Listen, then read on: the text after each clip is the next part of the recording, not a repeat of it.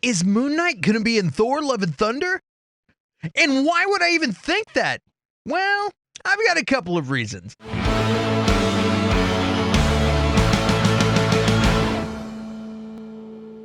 Hey, what's up, guys? It's Clint.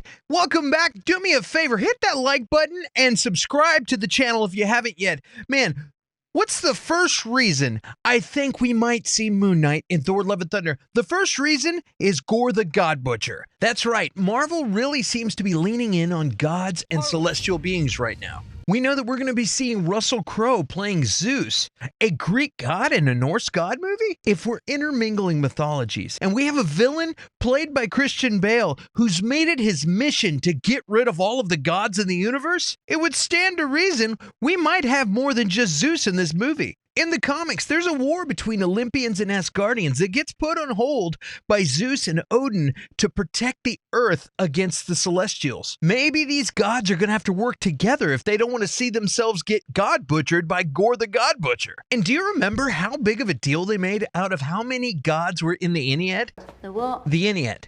They've got 7 gods here, and the Ennead has 9. They don't just put a scene in for no reason. Every scene is there to deliver some kind of information. And in that scene, what did we learn, guys? The Ennead is supposed to have 9 members. If you ever see the Ennead with less than 9 members, there's a terrible problem. Laters, gators. Well, in that meeting of the Ennead in the Great Pyramid of Giza, there were only 5 gods. Where were the other gods? On vacation? Or did they get God butchered by Gore the God Butcher and his badass necro sword? That's an interesting idea. Back to Thor Love and Thunder. We know that Jane Foster is going to become the mighty Thor. Another way that we get clues about our favorite Marvel movies is, that's right, toys! And if you look at this, you'll see the mighty Thor. But how can you have Jane Thor if Cap returned Mjölnir to the proper time period? Well, you're going to have to fix broken Mjölnir. Can you fix broken Mjölnir? Is that a thing? Are we getting the amazing Peter Dinklage back for Thor 4? Or are we getting Oscar Isaac, the super talented movie star that came on for this short limited series? I mean, we couldn't possibly expect to see him again. Or could we? But what the hell does Oscar Isaac or Moon Knight have to do with Mjölnir?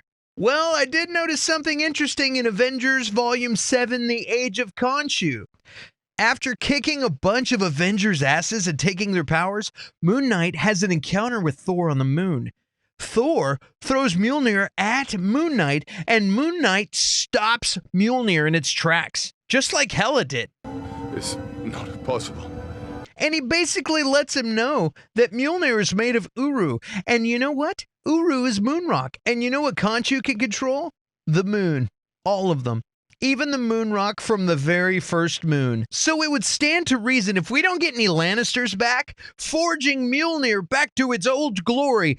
If that doesn't happen, I think a pretty cool way to do it would be to have Khonshu putting Mjölnir back together again. And that means we have gods and more gods helping each other against Gore the God Butcher. And that's what it's going to take. I also think we might end up with some cool scene with both Thors fighting Gore the God Butcher, because that's what happened in the comics. You had 3 Thors fighting to get from different time periods, fighting together to defeat him.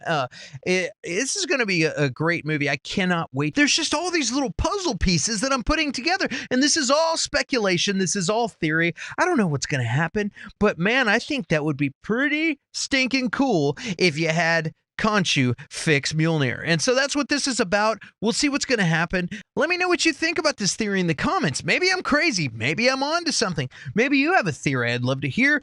You can hit me on social media at the OG Clint Baker on Twitter. Again, be sure to hit the like button and subscribe. I'm going to have a ton of videos coming out, and I'll see you soon, guys.